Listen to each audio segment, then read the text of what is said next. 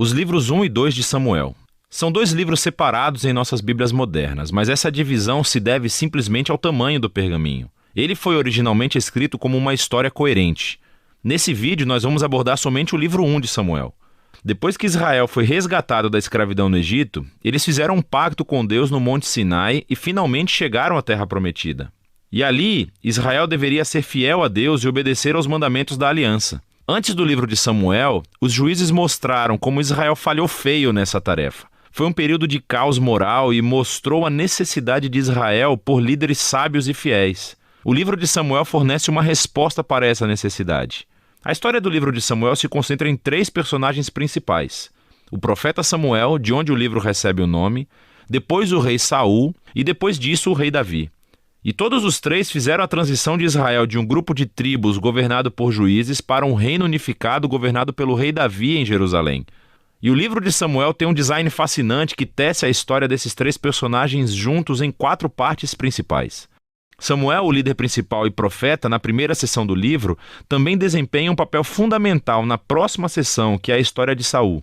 E é narrado em 2 movimentos, a ascensão de Saul ao poder e depois os seus fracassos. A segunda parte é sobre a sua queda e a sua morte trágica. E o drama da morte de Saul é correspondido pela ascensão sensacional de Davi ao poder. E a história de Davi é contada em 2 movimentos. Primeiro, ele conta o seu sucesso, seguido por seu próprio trágico fracasso na lenta autodestruição da sua família e depois do seu reino. O livro conclui com um epílogo que reflete sobre toda a história. Então, vamos ver como isso tudo se desenrola. A primeira parte é um segmento do caos vivido no livro de Juízes. E somos apresentados a uma história tocante sobre uma mulher chamada Ana, que está triste porque nunca conseguiu ter filhos. E pela graça de Deus, ela finalmente tem um filho chamado Samuel. Em alegria, ela canta um poema incrível no capítulo 2. E o poema é sobre como Deus se opõe ao orgulhoso e exalta os humildes. Sobre como, apesar das tragédias e do mal humano, Deus está trabalhando os seus propósitos na história. E também sobre como Deus um dia erguerá um rei ungido para seu povo. Agora, o poema de Ana foi colocado aqui no início do livro para apresentar esses temas-chave que veremos ao longo da história, como na seguinte: Samuel cresce e se torna um grande profeta e líder para o povo de Israel, ao mesmo tempo em que os filisteus sobem ao poder como arqui-inimigos de Israel. E nessa batalha crucial, os israelitas se tornam arrogantes, e em vez de orarem e pedirem ajuda a Deus, eles usam a Arca da Aliança como um troféu mágico que lhes concederá automaticamente a vitória na batalha. E assim, por causa de sua presunção arrogante, Deus permite que Israel perca a batalha e a arca é roubada. Então os filisteus pegam a arca e a colocam no templo do seu deus, Dagon. E então o Deus de Israel derrota os filisteus e o deus Dagon sem um exército, enviando pragas sobre o povo. Os filisteus não querem mais a arca e, obviamente, a enviam de volta para Israel. E a moral dessa pequena história parece ser isso: Deus não é o troféu de Israel, e ele se opõe ao orgulho entre os filisteus, mas também entre o seu próprio povo. Assim, Israel precisa permanecer humilde e obediente se quiser experimentar a bênção da aliança de Deus, o que inicia a próxima grande sessão. Os israelitas vêm a Samuel e dizem: Ei, queremos um rei como todos os outros povos. Vai encontrar um para nós. E Samuel, que está irritado, vai consultar Deus. E Deus diz: sim, todos os seus motivos estão errados, mas se há um rei que eles querem, então dê-lhes um. E assim somos apresentados a Saul. Saul é uma figura trágica porque ele começa cheio de promessas. Ele é alto, ele é bonito, ele é um candidato perfeito para um rei. Mas ele tem falhas profundas de caráter.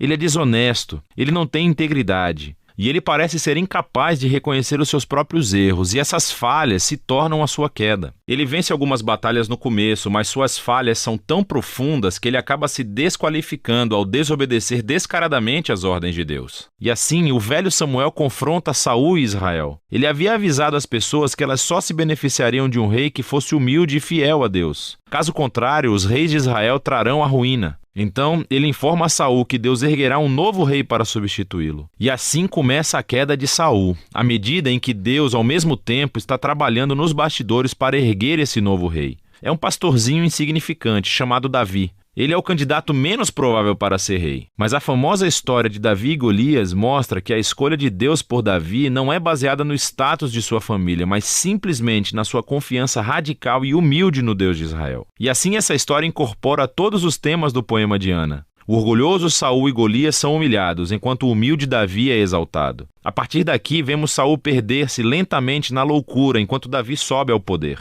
Então Davi começa a trabalhar para Saul como general. E ele ganha todas as batalhas e também ganha toda a fama. Assim, Saul fica com inveja e começa a perseguir Davi, caçando-o e tentando matá-lo. Davi não fez nada de errado, portanto ele simplesmente foge e espera no deserto. E aqui vemos o verdadeiro caráter de Davi. Ele tem múltiplas oportunidades para matar Saul, mas não o mata.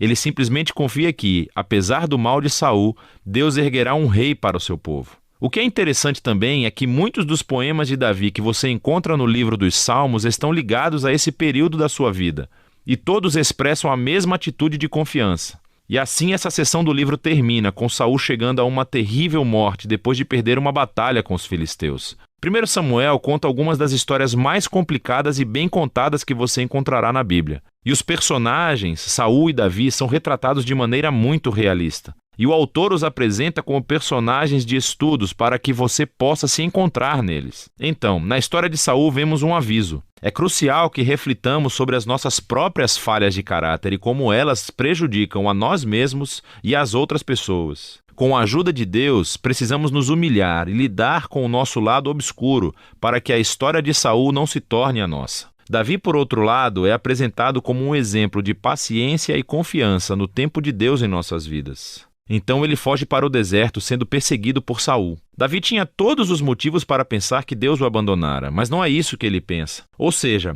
a história de Davi nos encoraja a confiar que, apesar do mal humano, Deus está trabalhando os seus propósitos, opondo-se aos orgulhosos e exaltando os humildes. E é disso que se trata 1 Samuel.